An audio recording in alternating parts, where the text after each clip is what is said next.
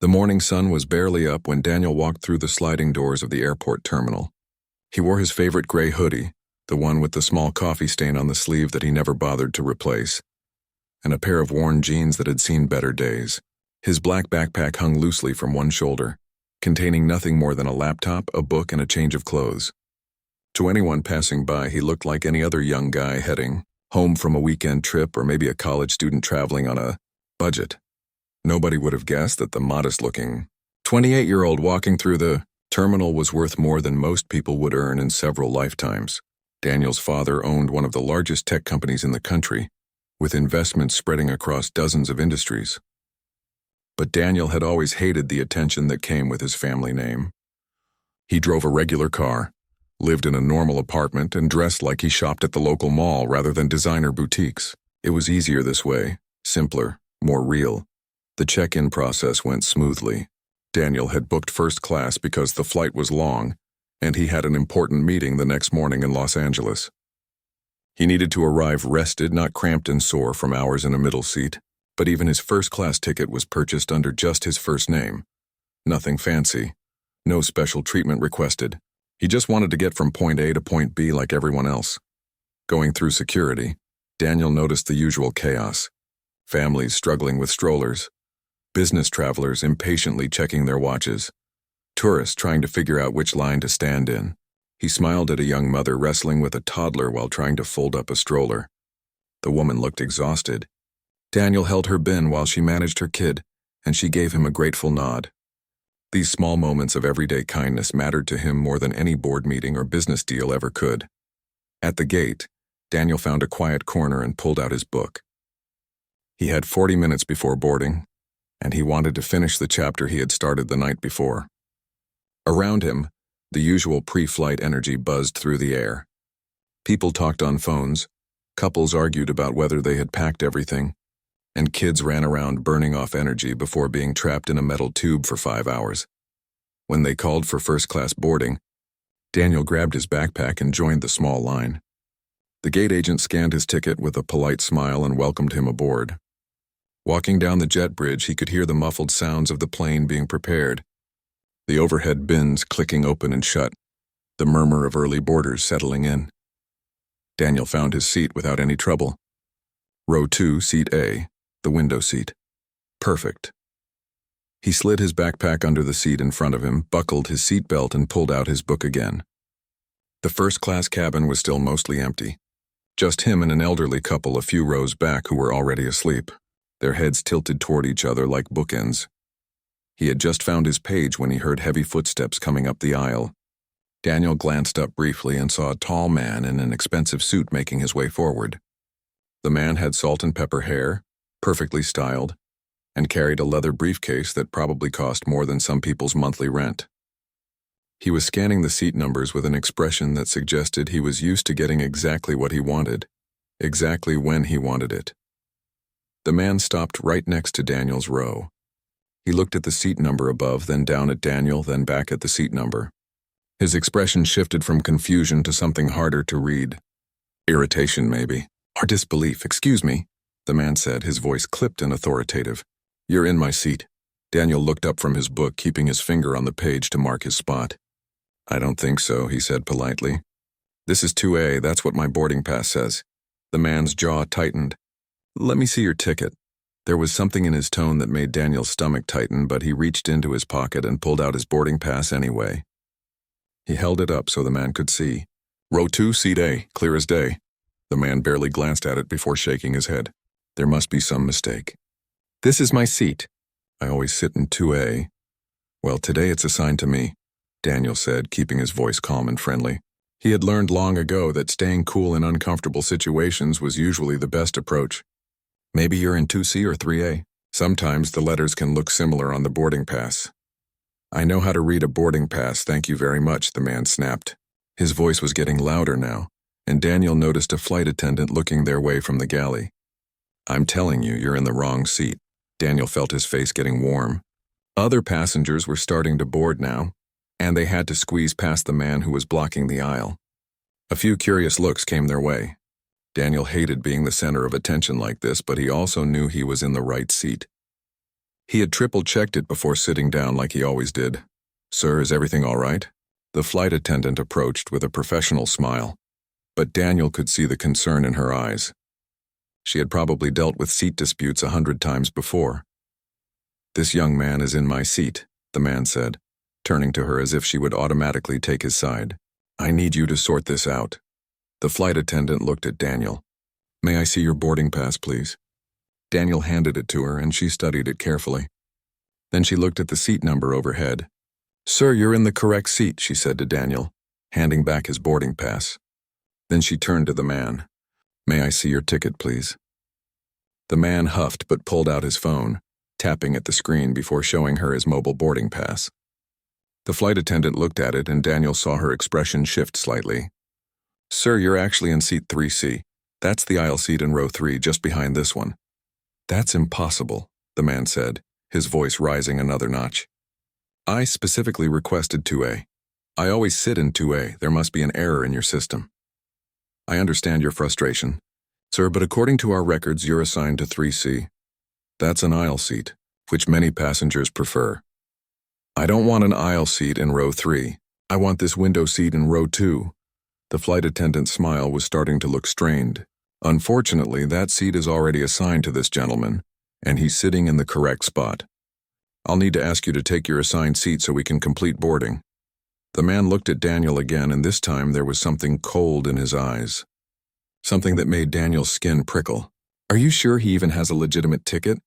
the man asked, lowering his voice as if sharing a concern just between him and the flight attendant, but speaking loud enough for Daniel to hear every word. "I mean, look at him. Does he really look like he can afford first class? Maybe there's been some kind of mix-up, or maybe—" He let the sentence hang in the air, the implication crystal clear. Daniel felt his chest tighten. There it was. The real reason for all this fuss. It wasn't about the seat at all. The flight attendant's expression hardened. "Sir, I verified his ticket. It's completely valid. Now I really must insist that you take your assigned seat. We're delaying departure." But the man wasn't backing down. More passengers were filing past now, and the scene was drawing more attention. Daniel could feel dozens of eyes on him, and he wanted nothing more than to disappear into his seat and become invisible. This was exactly the kind of situation he had spent his whole life trying to avoid. The line of passengers trying to board the plane had come to a complete stop. People were craning their necks to see what was causing the delay, and Daniel could hear annoyed murmurs rippling back through the jet bridge. He sat frozen in his seat, his book forgotten in his lap, trying to process what had just happened. The man's words hung in the air like smoke, and even though they had been wrapped in polite concern, everyone nearby understood exactly what he was really saying. The flight attendant's voice was firm now, all traces of the friendly smile gone. "Sir, I need you to move to your assigned seat immediately. You're blocking the aisle and preventing other passengers from boarding." "I'm not moving until this situation is resolved," the man said, crossing his arms over his chest. "I paid good money for first class, and I shouldn't have to sit behind someone who probably snuck into this seat. How do we even know that ticket isn't fake? Have you actually verified it in your system?" Daniel felt his face burning. A woman trying to get past with a rolling suitcase had stopped and was watching the exchange with wide eyes. Behind her, a businessman in a navy suit was shaking his head in disgust, though Daniel couldn't tell if the disgust was directed at him or at the man causing the scene. "I verified the ticket," the flight attendant said, her voice tight with barely controlled frustration. "It's legitimate. Now please take your seat or I'll have to call security." The man let out a sharp laugh. "Security? For asking a simple question? This is ridiculous. I'm a platinum member of this airline. I've been flying with you people for 15 years, and you're going to threaten me with security because I'm concerned about potential fraud?" Another flight attendant appeared from the back of the plane, an older woman with gray hair pulled back in a neat bun. She had the look of someone who had seen every possible airplane drama and wasn't impressed by any of it. "What seems to be the problem here?" she asked, her voice carrying the weight of authority. The first flight attendant quickly explained the situation, and Daniel watched as the senior attendant's expression grew colder with each word. When the explanation was finished, she turned to the man with a look that could have frozen fire. "Sir, I'm the head flight attendant on this aircraft. The young man in seat 2A has a valid ticket and is sitting in his correct seat. Your assigned seat is 3C. If you refuse to sit down, I will have no choice but to ask you to leave the aircraft. This is outrageous, the man sputtered, his face reddening. I want to speak to the captain. I want to file a complaint. Do you have any idea who I am? I don't care who you are, the head flight attendant said calmly. On this aircraft, everyone follows the same rules. Now sit down or get off. For a moment, Daniel thought the man might actually leave, but instead he pulled out his phone and pointed it directly at Daniel. Fine. If that's how you want to play this, I'm documenting everything. Everyone watching online is going to see exactly what kind of people your airline lets into first class these days. Daniel instinctively put his hand up to block his face. Please don't record me, he said quietly. Public space, and the man shot back. I have every right to document suspicious activity. You're sitting in first class wearing a hoodie and jeans like you just rolled out of bed. Who travels like that in first class? Nobody legitimate, that's who. You probably bought that ticket with miles you scammed somehow. Or maybe you just walked onto the plane hoping nobody would notice. That's enough, the head flight attendant said sharply. She reached out and put her hand in front of the camera. Recording other passengers without their consent violates airline policy. Put the phone away now. The man lowered his phone but didn't put it away. Instead, he made a show of typing something, his thumbs moving quickly across the screen. I'm messaging my lawyer, he announced to anyone listening. And I'm posting about this on social media. My followers deserve to know how this airline treats its loyal customers. Daniel closed his eyes for a moment, taking a deep breath. This was spiraling out of control, and all he had wanted was to sit quietly and read his book. Around him, other first-class passengers were starting to settle into their seats, though most were watching the drama with barely concealed interest. A few looked sympathetic, others seemed uncertain, their eyes darting between Daniel and the angry man as if trying to decide who to believe. Young man, are you all right? An elderly woman in row 4 asked, leaning forward. She had kind eyes and a concerned expression. Don't let him bully you. You have every right to be here. Thank you, Daniel said softly, grateful for the support but wishing the whole thing would just end. The man whirled around to face the elderly woman. With all due respect, ma'am, you don't know what you're talking about. This is about fairness and following rules. If someone doesn't belong in first class, they shouldn't be here. Period. The only person who doesn't belong anywhere right now is you, blocking the aisle and harassing other passengers. The businessman in the navy suit spoke up from behind. Some of us have connections to make. Either sit down or get off the plane. This seemed to fuel the man's anger even more. His face was now bright red and a vein was pulsing in his temple. Oh, so now everyone's against me? This is unbelievable. I'm the victim here and you're all acting like I'm the problem. I'm just trying to protect the integrity of first class. The head flight attendant had apparently reached her limit. She picked up the phone mounted near the galley and spoke quietly into it. Within seconds, the captain's voice came over the intercom. Folks, this is your captain speaking. We're experiencing a slight delay due to a passenger issue. We'll have you on your way shortly. Thanks for your patience.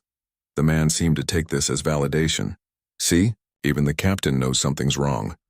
The captain is calling security, the head flight attendant said flatly. You have about 2 minutes to decide whether you want to sit in your assigned seat or be escorted off this plane and banned from future flights. Finally, something in the man's expression shifted. The anger was still there, but it was now mixed with calculation. He glanced at Daniel one more time, then at the flight attendants, then at the growing crowd of passengers watching from the aisle. The phone was still in his hand, and Daniel could see his thumb hovering over the screen as if deciding whether to post whatever he had written. Fine, the man said through gritted teeth. I'll sit in 3C, but I'm filing a formal complaint with corporate. And I'm never flying this airline again. That's your choice, sir, the head flight attendant said without emotion. The man shoved past Daniel's row with unnecessary force, making sure his briefcase knocked against the armrest. He threw himself into seat 3C with the energy of someone making a point, then immediately pulled out his phone again and began typing furiously. Daniel could hear him muttering under his breath. Words like disgrace and standards and what this country's coming to drifted forward. Each word felt like a small cut, the kind that doesn't bleed but stings for hours afterward. The head flight attendant leaned down to Daniel's level. I'm so sorry you had to deal with that, she said quietly, her stern expression softening. Are you okay? Would you like to move to a different seat? We have some available in the back of first class. Daniel considered it for a moment. Part of him wanted to take the offer, to get as far away from that man as possible. But another part of him, the part that was tired of being made to feel like he didn't belong in spaces he had every right to occupy, refused to budge. "No, thank you," he said. "I'll stay here." She nodded with what looked like respect. "If he bothers you again, you let me know immediately." Boarding resumed, and slowly the plane filled up. But the tension in the first-class cabin was thick enough to cut with a knife. Daniel tried to go back to his book, but the words blurred on the page. His hands were shaking slightly, and he realized his jaw was clenched so tight it was starting to ache. Behind him, he could still hear the man. Now he was on the phone, speaking loudly enough for half the cabin to hear. "You won't believe what I just had to deal with. They're letting anyone into first class these days. The guy looks like he's homeless, and when I questioned whether his ticket was legitimate, they threatened me with security." "Can you believe that?" "Me threatened with security, when I'm the one looking out for other passengers." Daniel pulled his hood up and sank deeper into his seat. 20 more minutes until takeoff. He just had to endure 20 more minutes of this. And then he could put in his headphones and pretend none of this had happened. But as he sat there, staring out the window at the ground crew loading luggage, something inside him shifted. He reached into his pocket and pulled out his phone. His thumb hovered over a contact name he rarely called unless absolutely necessary. He hesitated, thinking about what his father always said about solving your own problems, about not using the family name to get special treatment. Then he heard the man behind him laugh and say into his phone, "These people need to learn their place, you know what I mean?" Daniel pressed the call button. Daniel stood up from his seat and made his way to the galley at the front of the plane, his phone pressed to his ear. The head flight attendant gave him a questioning look, but he offered a small apologetic smile and turned slightly away, keeping his voice low. The phone rang once, twice, then a familiar voice answered. "Daniel?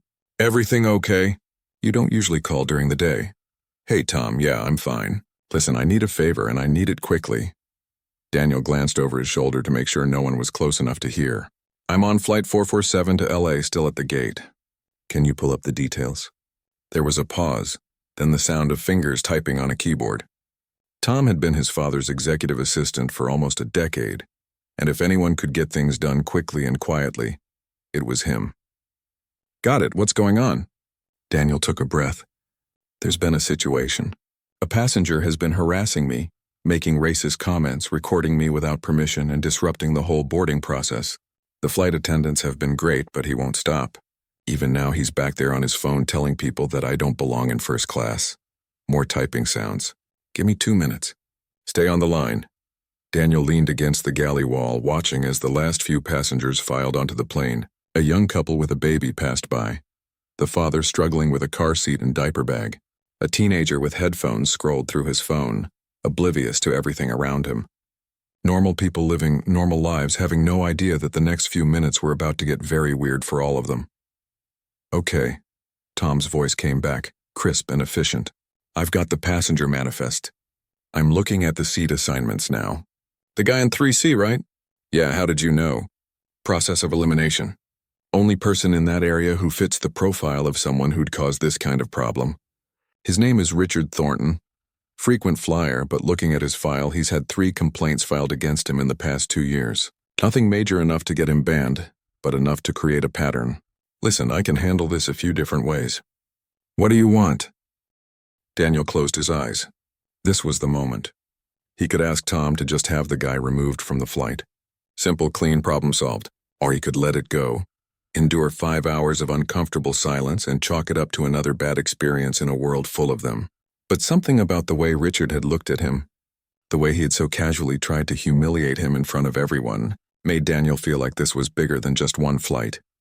"I don't want him to know who I am," Daniel said finally. "That's important. But I also don't want him on this flight. And honestly, Tom, I think the plane needs to be checked before we take off. He was so aggressive, so erratic. For all we know, he could be a security risk." "Understood. Give me 5 minutes. Go back to your seat and act like nothing's happening. This'll be handled quietly." "Thanks, Tom." "That's what I'm here for, kid. And Daniel, I'm sorry you had to deal with that." Daniel ended the call and slipped his phone back into his pocket. When he returned to his seat, Richard was still on his own phone, his voice carrying through the cabin. I'm telling you, Karen, it's gotten completely out of hand. These airlines don't care about their real customers anymore. They're too busy trying to be politically correct and letting anyone with a credit card into first class. Daniel sat down and pulled out his book again, though he wasn't even pretending to read anymore. He just stared at the same page, waiting. Around him, the plane had filled up. Every seat was taken. The flight attendants were doing their final checks, closing overhead bins, reminding people to put their phones on airplane mode.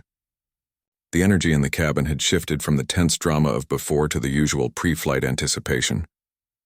People were settling in, getting comfortable, ready for takeoff. The captain's voice came over the intercom again. "Good morning, folks.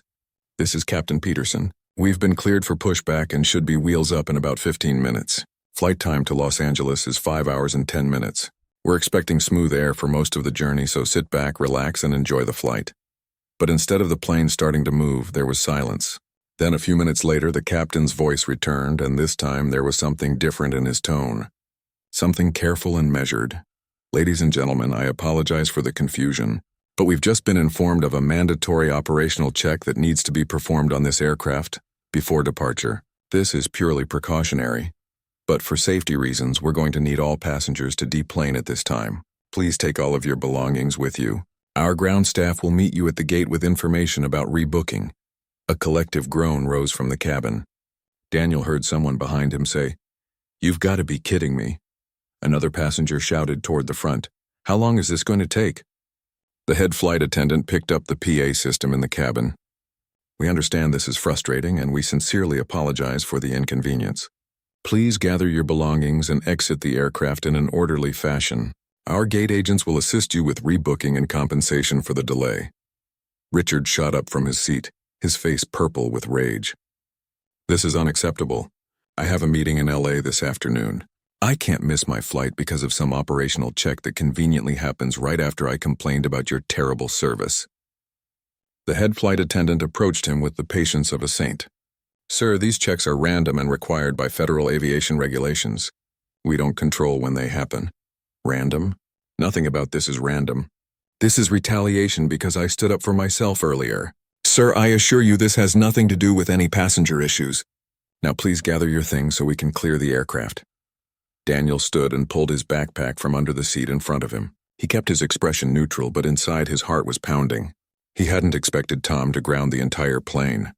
He had thought maybe security would quietly remove Richard at the gate, that it would be handled discreetly. But this was different. This was big. As passengers filed off the plane, the mood in the jet bridge was a mixture of confusion and irritation. A businessman was already on his phone trying to book an alternate flight. A family with 3 kids looked exhausted and defeated.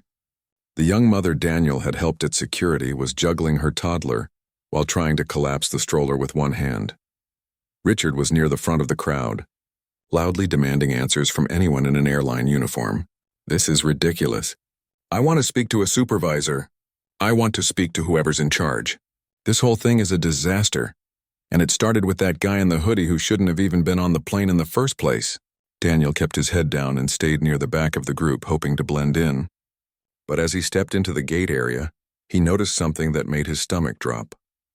3 airport security officers were standing off to the side, and they weren't looking at the crowd in general. They were looking directly at Richard.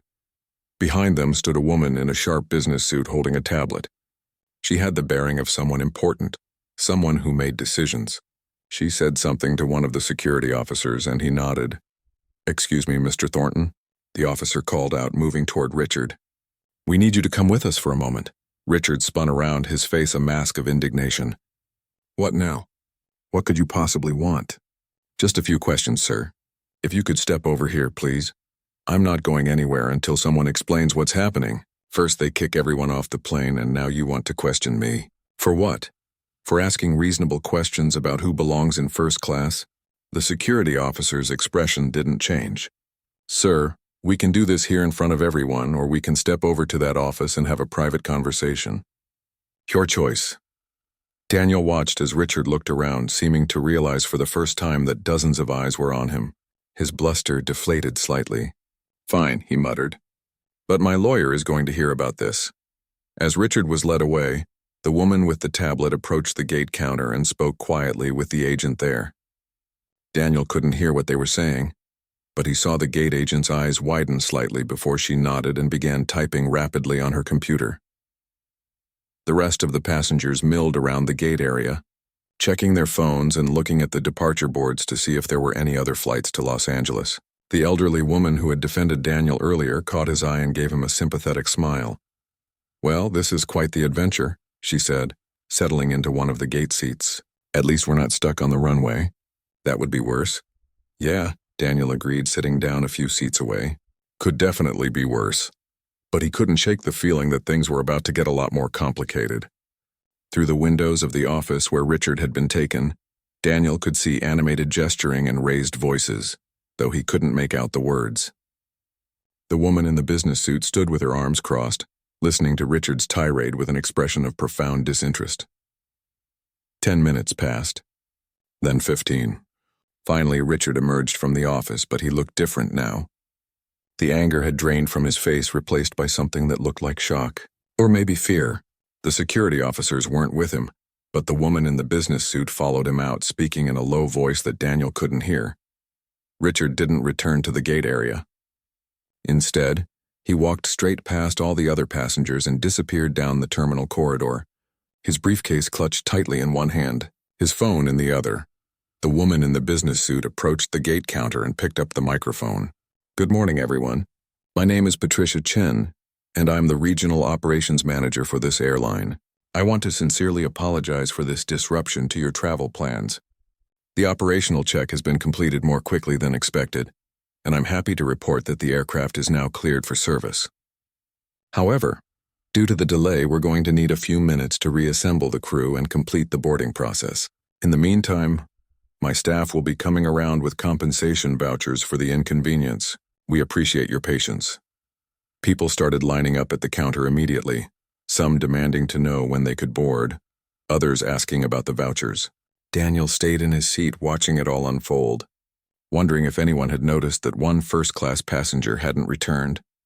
Daniel sat in the gate area, his book open but unread in his lap, watching the chaos unfold around him. Passengers were crowding the counter, voices rising as they demanded answers about connections, hotel vouchers, and when they could finally board. The gate agents were doing their best to manage the frustration, but it was like trying to hold back a flood with a paper cup. A young woman in business attire sat down next to Daniel with a heavy sigh. She pulled out her phone and started scrolling, then suddenly stopped. Her eyes narrowed as she looked at something on her screen, then her head slowly turned to look at Daniel. Really look at him like she was trying to solve a puzzle. "Excuse me," she said, her voice tentative. "This might sound weird, but are you Daniel Chen?" Daniel's stomach dropped. He had spent his entire adult life avoiding this exact moment. Why do you ask?" The woman held up her phone, showing him a search result. There was a photo of him from 2 years ago at some charity event his father had dragged him to. He was wearing a suit in the picture, smiling uncomfortably at the camera, looking nothing like the hoodie-wearing guy sitting in the airport. But the resemblance was there if you looked closely enough. "I thought you looked familiar," she said, her voice getting excited. "You're David Chen's son, right? The tech billionaire? I work in venture capital, and I've seen your dad speak at conferences. You usually keep a pretty low profile, but I never forget a face." Daniel felt his carefully maintained anonymity crumbling around him. "I'd really appreciate it if you kept that to yourself," he said quietly. "I'm just trying to get home." The woman's expression shifted from excitement to understanding and then to something else. Realization. "Wait, you were the guy in first class, the one that angry man was yelling at." She looked around, piecing it together. "And now we're all off the plane and that guy is gone and there's a regional operations manager here." Her eyes widened. "Oh my God, did you have something to do with this?" "I really can't talk about it," Daniel said. But he could see the woman's mind working, connecting dots he wished had stayed separated. She leaned back in her chair, a slow smile spreading across her face. "That's actually kind of brilliant. He treated you like garbage because he thought you were nobody. And it turns out you're literally the son of one of the airline's major investors. What happened to him? Did security arrest him?"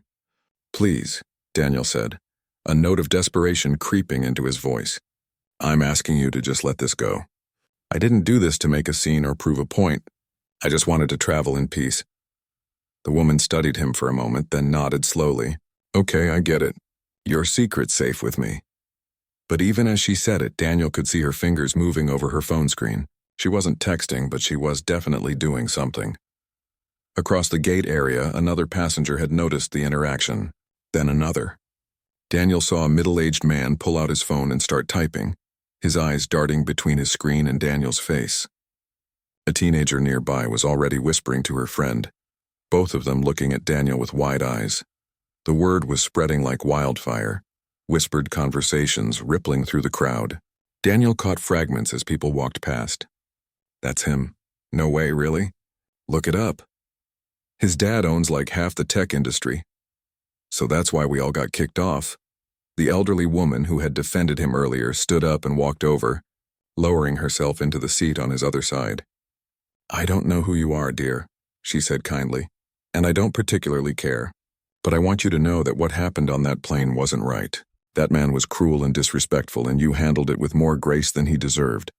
Thank you, Daniel said, genuinely touched. That means a lot.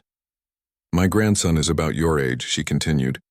He's Korean American, and I've watched him deal with that same kind of treatment his whole life. People making assumptions, treating him like he doesn't belong in spaces he has every right to be in. It breaks my heart every time. She patted his hand. Whatever happened after we got off that plane, I hope that man learned something. Though men like that rarely do. Before Daniel could respond, Patricia Chen, the operations manager, appeared beside him.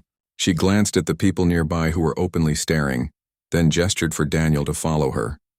Mr. Chen, could I speak with you privately for a moment? Daniel stood, aware of every eye in the gate area following him as he walked with Patricia to a quiet corner near the windows. She kept her voice low, professional but not unkind. I want to apologize on behalf of the airline for what you experienced today, she said.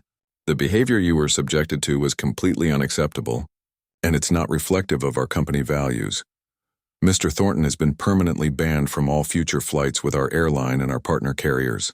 He's also been escorted out of the airport. You didn't have to do that, Daniel said, though part of him felt a grim satisfaction hearing it. Actually, we did. When we reviewed the incident, including statements from the flight crew and other passengers, it was clear that Mr. Thornton violated multiple policies. The discrimination, the harassment, the refusal to follow crew instructions, and the unauthorized recording of another passenger. Any one of those would have been grounds for action. All of them together? He's lucky we're not pursuing legal action. Patricia paused, choosing her next words carefully. I want you to know that the decision to ground the aircraft had nothing to do with your family's business interests.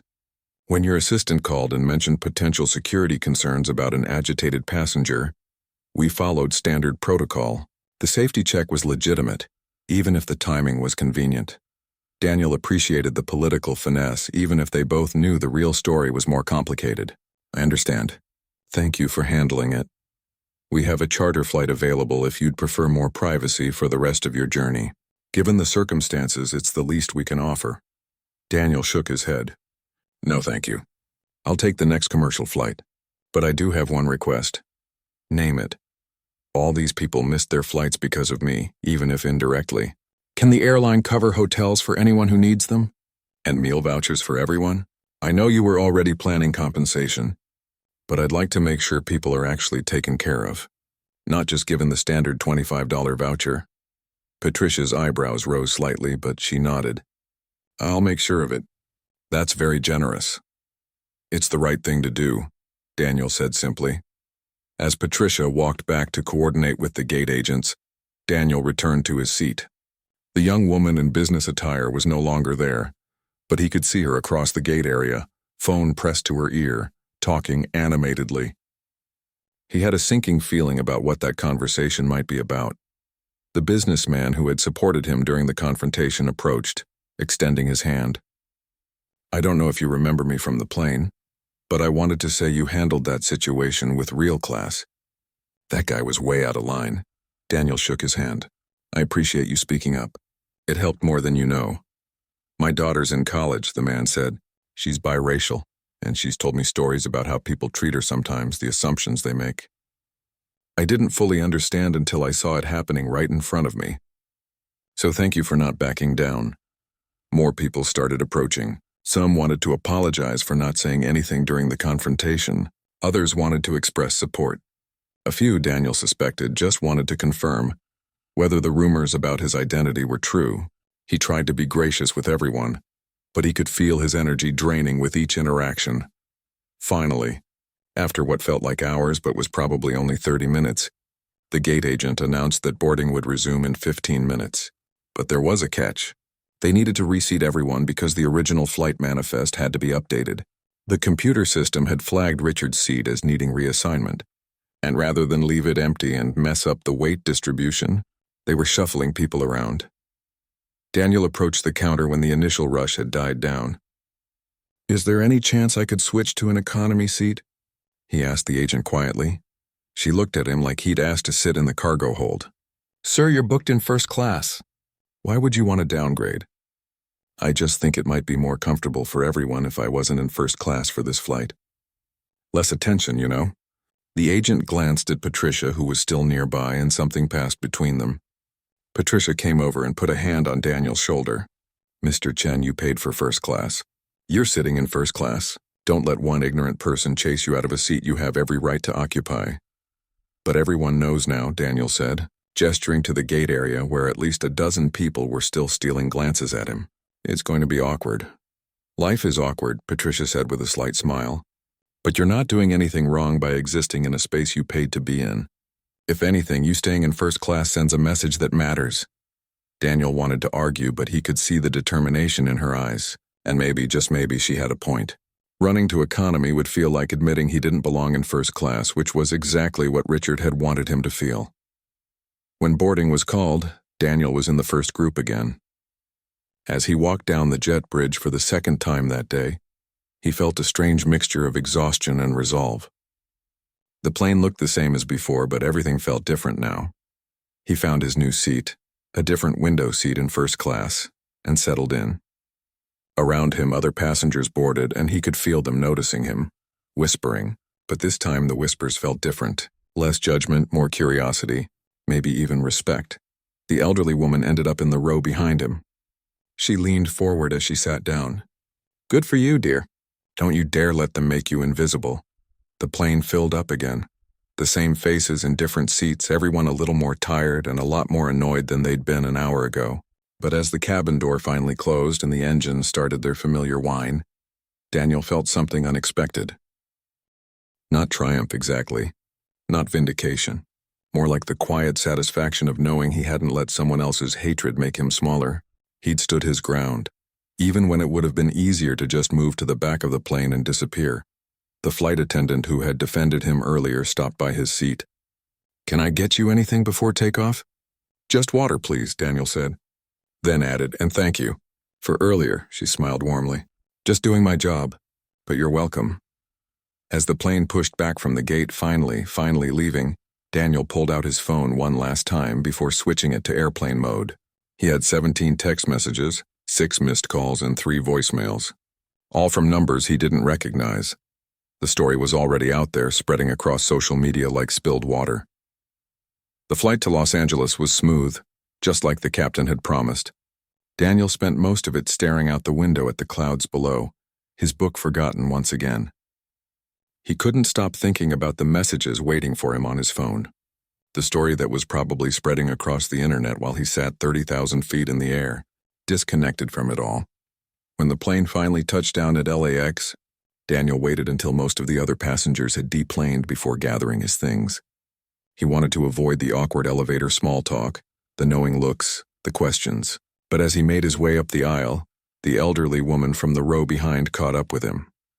"I hope you don't mind," she said, pulling a small business card from her purse. "My grandson runs a nonprofit that helps young people deal with discrimination. If you ever want to talk to someone who understands what you went through today, give him a call. No pressure, just an offer." Daniel took the card, genuinely moved. "Thank you, really, that means more than you know." She squeezed his arm gently. "You did good today, sweetheart. Don't let the internet noise make you forget that." As Daniel walked through the terminal, he turned his phone back on. The notifications came in like a flood. Text messages, emails, social media tags, missed calls. His phone actually froze for a moment trying to process it all. When it finally loaded, Daniel's heart sank. The woman from the gate had posted about the incident. Her post had been shared thousands of times in just a few hours. "Witnessed the most incredible karmic justice today," it read, followed by a detailed account of what had happened on the plane. She hadn't used Daniel's name, but she'd included enough details that it wasn't hard for people to figure out who he was. Other passengers had posted their own versions. Someone had even recorded a short video of the deplaning, though thankfully Daniel wasn't clearly visible in it. The comment sections were exploding. People were praising Daniel, calling him a hero for standing up to racism. Others were criticizing him for using his privilege to get revenge. Some were defending Richard, claiming the whole thing had been blown out of proportion. Daniel felt sick. This was exactly what he'd spent his life trying to avoid. The attention, the judgment, the endless opinions from people who didn't know him and didn't understand the situation. His phone rang. It was Tom. "Have you seen the internet?" Tom asked without preamble. "Just now. It's everywhere. Your dad's been getting calls from reporters. They want statements, interviews, the whole circus. I've been stalling them, but you should probably talk to your father before this gets bigger." Daniel rubbed his eyes, exhausted. "What's he saying?" "You know your dad. He's proud of you for not backing down, but concerned about the publicity. He wants to make sure you're okay." "I'm fine," Daniel said automatically, though he wasn't sure if it was true. "Listen, there's a car waiting for you at arrivals. Driver knows to take you wherever you want to go. Your dad suggested you might want to lay low for a few days until this blows over." "Yeah, okay. Thanks, Tom." Daniel made his way to baggage claim, keeping his hood up and his eyes down. But as he waited for his bag, he noticed people staring at him. A teenage girl actually approached, phone in hand. "Excuse me, are you the guy from the airplane thing? Can I get a selfie?" "I'd really rather not," Daniel said as politely as he could. "Come on, it'll just take a second. My friends won't believe I met you. I'm sorry, but no." Daniel grabbed his bag from the carousel the moment it appeared and headed for the exit. The driver was waiting exactly where Tom said he'd be, holding a simple sign with Daniel's first name. The man was professional enough not to ask questions, just loaded the bag into the trunk and opened the door. Daniel slid into the back seat, grateful for the tinted windows that separated him from the world outside. As they pulled away from the airport, Daniel's phone rang again. This time it was his father. "Hey, Dad." "Daniel, are you all right?"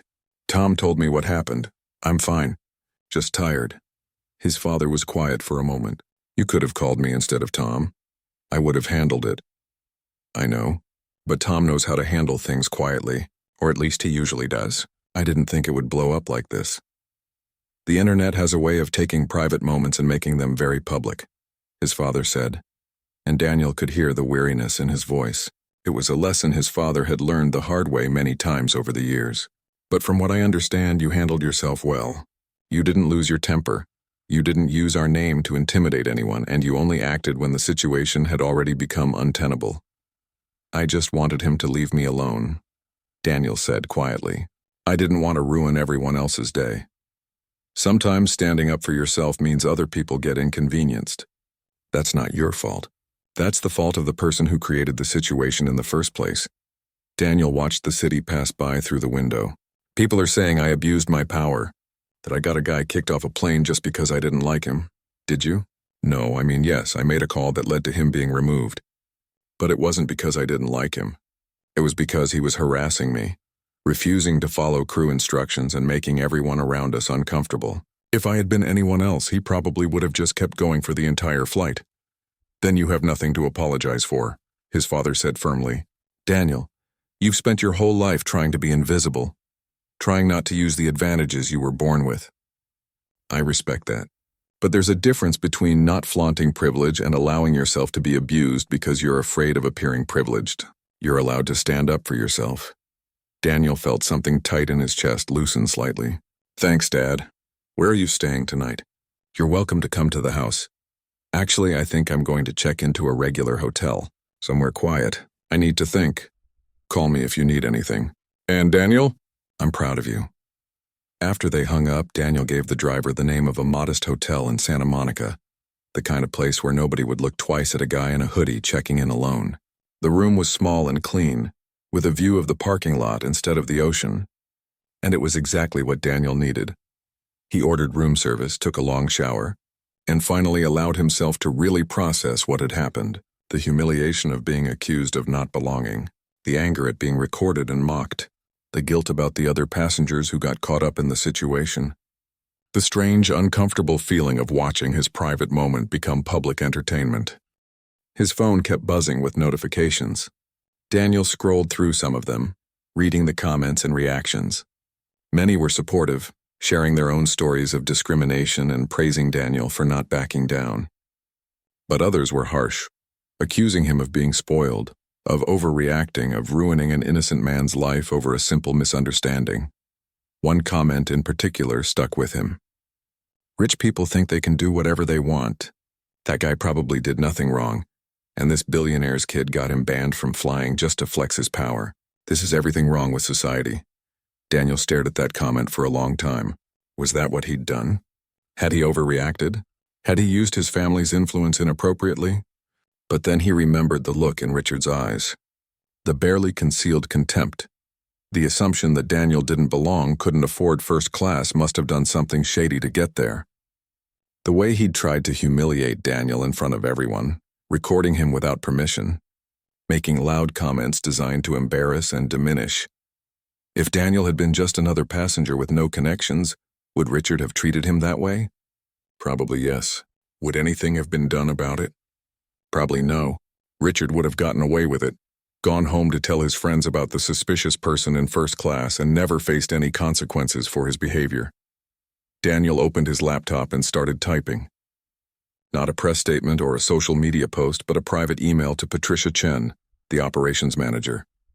"Dear Patricia," he wrote, "thank you for how you handled today's situation. I've been thinking about all the passengers whose day was disrupted because of what happened, and I'd like to do something to make it right. Please send me a list of everyone who was on that flight. I'd like to personally reimburse them for any expenses they incurred due to the delay, hotel rooms, meal vouchers, whatever they needed. And if anyone missed something important because of the delay, a meeting, a wedding, a funeral, I want to know so I can try to make it right." He paused, then added, "I know this might seem like I'm trying to buy goodwill or fix my public image. I'm not. I just keep thinking about that young mother with the toddler, and the family with 3 kids, and everyone else who was just trying to get somewhere and got stuck in the middle of someone else's drama. They deserve more than a standard compensation voucher." After sending the email, Daniel turned off his phone completely. He lay on the hotel bed staring at the ceiling and thought about what the elderly woman had said. Don't let them make you invisible. For years, Daniel had chosen invisibility. It was easier, simpler, less complicated. But invisibility also meant watching injustice happen and doing nothing, because doing something might draw attention. It meant accepting mistreatment because fighting back might seem like flexing privilege. It meant making himself smaller so other people would feel comfortable. Maybe Daniel thought there was a middle ground. Between hiding who he was and weaponizing his family's influence, between accepting abuse silently and using power vindictively, between invisibility and spectacle, he didn't have all the answers. The situation was messy and complicated, and the internet had already made up its mind 1,000 different ways. But Daniel knew one thing for certain. If he could go back to that moment on the plane, he'd make the same call again. Not because he wanted revenge or to prove a point, but because everyone, regardless of who their parents were or what they looked like or what they were wearing, deserved to travel without being harassed and humiliated. 3 days later, Daniel received an email from a passenger who had been on the flight. It was from the businessman in the Navy suit who had spoken up during the confrontation. "Hi, Daniel," it read. "I hope this email finds you well. I wanted to reach out personally to thank you for what you did. Not just for standing up to that guy, though that took courage, but for caring about the rest of us who got caught in the crossfire. The hotel room and meal vouchers you arranged meant my family didn't have to stress about unexpected expenses. But more than that, watching how you handled the situation taught my daughter something important about dignity and grace under pressure. She's been following the story online, and she wanted me to tell you that you're her hero, not because of who your father is, but because of who you chose to be in a difficult moment. Thank you." Daniel read the email 3 times, feeling that tightness in his chest loosen a little more. Maybe he hadn't handled everything perfectly. Maybe people would debate what happened for weeks to come. But for at least one young girl watching from the sidelines, he'd done something that mattered. And maybe in the end, that was enough.